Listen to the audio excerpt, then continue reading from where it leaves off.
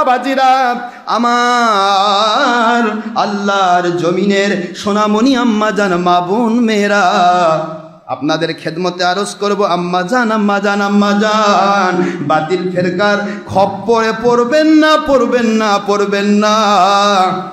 যদি কোনো ব্যক্তি কোনো দিনও কোনো ক্ষেত্রেও যদি একটি বারের জন্য পেশাব যদি একটু পান করে, আল্লাহ পাক রব্বুল আলামিন নিষিদ্ধ করার পরেও মুখস্থ রাখেন, পেশাব কি?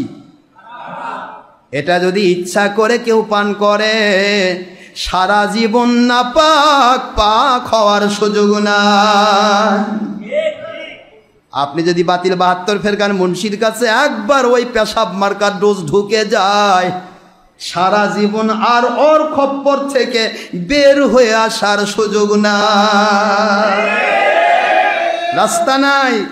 আপনি সব সময় ভাববেন ওই মুন্সিদের বিরোধী কথা যেই বলবে আপনার খালি গা জ্বলবে, ইস এত বড় হুজুরের বিরুদ্ধে কয়, এটা ভণ্ড। কথা ঠিক না? ঠিক, ফিরে আসা খুব কঠিন।